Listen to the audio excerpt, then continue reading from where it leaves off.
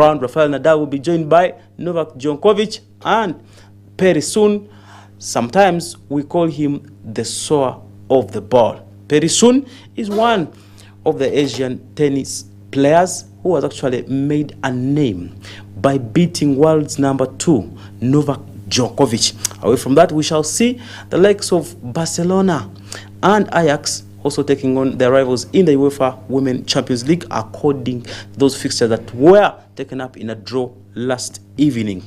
Somewhere in Uganda, we have seen the return of the Juniors League. And guess what? Juniors League returns on Saturday, whereby Mara City will be playing at home against URAFC, that is in the FUFA Juniors League. Also, Maroons FC will be taking on Chitara in the Juniors League. The pictures you're seeing came live from Kacheka Stadium last evening as we saw Mara City trying to build up. They were actually building up for their game that's coming up ahead of next fixture. That game was against Mongas, and it was a friendly game that Mara City played against Mongas last evening. They scored just 1 goal courtesy of Mwanji. You should have seen how Mongas were struggling from the first half. They were playing with energy and charisma. They held Mara City to a 0-0 draw. But later in the second half, we saw them struggling as the entire half was played from their half. We saw shots coming in from Jami Mwanji, and we also saw several trials from Mwanji, from Jami Mvule Kisitu, and the likes of Nsama, who also came up to play up front. Ed Walk got kind of slight knocks, and Ed Walk in that game received some slight tackles which were coming in from Monga's players, and he was a bit injured, but by the time he left the pitch, he was saying he would be okay and fit to travel. Elsewhere, we also saw the fixtures being released, fixtures of Juniors League 2024. Like I told you, Saturday 10th, Mbara City will be playing URAFC at 3 p.m. This will be at Kacheka Stadium, while Maroons FC will be playing Chitara FC. That is also at 3 p.m. in Ruzila. Then on Sunday, we shall see NEC Football Club, that is the junior side, taking on Kampala Capital City Authority, while Wakiso Giants will be taking on Busoga United, as well as Soitio Bracers, who will be playing SC Villa Junior Team. Express will be taking on Bull, as well as Gaddafi, who will be taking on Vipers Football Club. We shall also see later today, we shall see the draws of round of 32 later at 11 a.m. and the draws will be made at the FUFA complex in Mengo. That will be the Stambik Uganda Cup 50th edition, and the round of 32 will be held up today at Mengo FUFA Technical Center in Njeru. Away from that, we are also expecting the details about that deal, the deal you are seeing on your screen. That is Travis Mutiaba, who actually joined Zamalek FC, that is in Egypt, a deal that we have gotten a few details about. Yeah, Travis Mutiaba's deal will be worth $50,000 per month. That is equaling to 180 million Uganda shillings. That's the money he will be earning, inclusive all the bonuses, inclusive all the match winning bonuses, assists and goal bonuses, plus the appearance bonuses. Travis Mutiaba was unveiled yesterday but one at Zamalek Stadium, and you should have seen a huge mammoth crowd that actually came up to welcome him in the stands. Travis Mutiaba formerly played for SCVR, and in the Ankole District Tournament, Travis played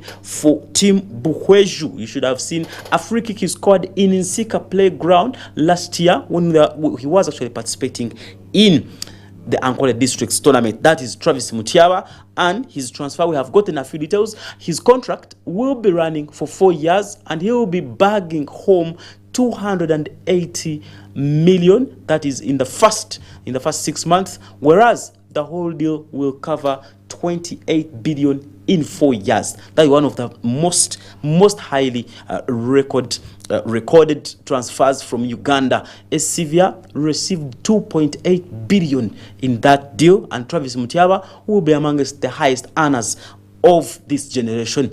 As well as today, you will see the fixtures of the returning in the second round of the Western Uganda Regional League. That game that you're seeing there, we shall see one of the games that we have all waited for. Nyasa will be taking on Rugarama. That is a clash of titans. We shall see that game on 11th. That will be, I think, the coming weekend at 4 p.m. Venue will be at Mugogo Playground, one of the most anticipated games coming up there in the Western Regional League second half of the season. Remember, we had got a break after finishing the first half. More of the fixtures will be coming. Like you can see, those are the fixtures today in the FUFA Juniors League, like I had told you before. However, I can take you to Arua Hill. Arua Hill has actually been demoted. Arua Hill has been demoted to Big League, citing the federation demoted Arua Hill, citing failure to cope up with rules and regulations and failure to meet the licensing standards in the sometimes FUFA Uganda Premier League. That means one of the teams has already been relegated, so the next two teams will be battling for survival in the StarTimes Uganda FUFA Premier League. Arua Hill had 5 points from 15 games, as well as UPDF, who have 9 points from 16 games, and Busoga United also, who have 15 points out of 16 games. That means Busoga United and UPDF will be fighting for survival, because one of the teams has actually been demoted, and that is Arua Hill Football Club. We have also seen the likes of Tito Okello. Tito Okello, one of the South Sudanese who was playing here. He grew up here in Uganda and has made a record in Tanzania. He is the first player to have scored in all matches in the second leg of the season, coming in there in Tanzanian league. Now Tito Okello has 5 goals in 3 matches. That is something to do with record and form there in Tanzanian league. We have also seen today we shall have fixtures coming up in the StarTimes FUFA Uganda Premier League. Being 7th, we shall have Bull taking on Solitiro Bright Stars. That will be at 4 p.m.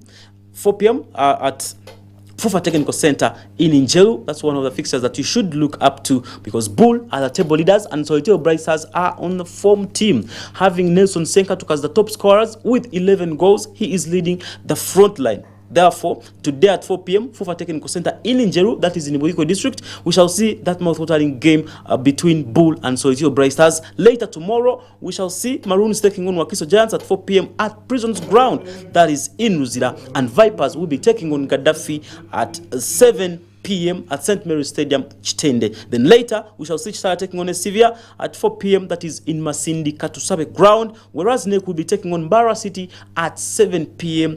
in Philip Omondi Arena. That is the fixture that comes up there in the StarTimes FUFA Uganda Premier League. Yesterday, we saw that game between URA and UPDF. Vianney Sekachigo scored once to give URA all the 3 points. You should have seen that goal. Vianney goal gave URA all the hope they wanted against UPDF, one of the tightest games that we expected last evening.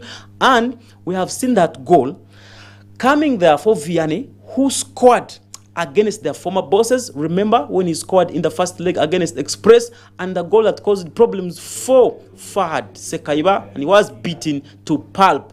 That is the goal you can see. That was the goal coming in there from Vianney Sekachigo. Away from that, in the AFCON update, Victor Osimhen has been cleared to join that team later this evening, as they were suspicious that he would not feature in their game against South Africa.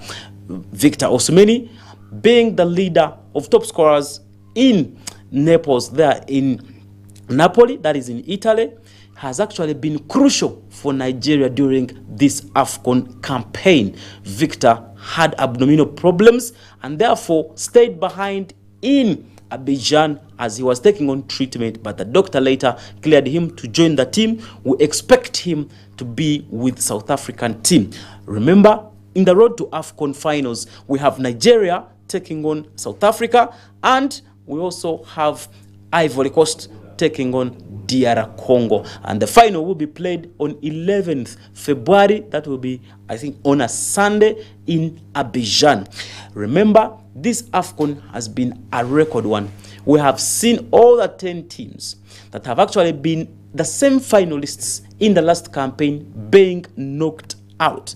We shall also see action between Cote d'Ivoire and DR Congo, featuring a former Uganda Cranes coach, that is Sebastian Desabre, who has turned things around to take DRC Congo to their semi-final. Remember, DR Congo was one of all of those that had won the trophy some time back. Somewhere in tennis, Saudi Arabia will host a new elite tennis exhibition featuring Novak Djokovic, Rafael Nadal, and 3 other Grand Slam winners in October. And this schedule has actually been brought up. The Six Kings Slam event will be part of the Saudi Cultural Entertainment Festival in Riyadh. Major winners, that is Carlos Alcaraz, Daniil Medvedev, and Jannik Sinner will also line up, as well as Holger Rune. Those are some of the names that we expect to be written in history books when it comes to tennis. That will be coming up in Riyadh. Away from that, we have seen the selection of the teams and the draws that were made in the UEFA Women Champions League quarterfinals. Bern will be taking on FC Barcelona, and Benfica will be taking on FC Lyonnais. Then Ajax will be taking on Chelsea, whereas Haken will be taking on Paris Saint-Germain, and the action will come up later next weekend. Therefore, we shall be waiting for the first time to see FC Porto failing to qualify for the quarterfinals after it had qualified for the last 8 consecutive UEFA Champions League quarterfinal draws. And elsewhere in Manchester, the commemoration and remembrance of the Sir Matt Babsey Flowers, as named, is still going on up to Saturday. They will be commemorating the Munich Arena disaster. Remember, in 1958, on 6th February, which was yesterday, they had a disaster as most of their players perished in a plane crash in Munich. The message still reads at Old Trafford: a broken plane, a broken dream, a broken heart, a broken team.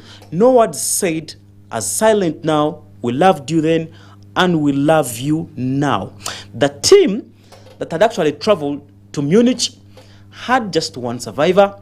That was Sir Bobby Charlton, who also died last year. We can actually confirm that the Matt Babsey Babes will be remembered in history as one of the most disastrous catastrophes for Manchester and England as a whole.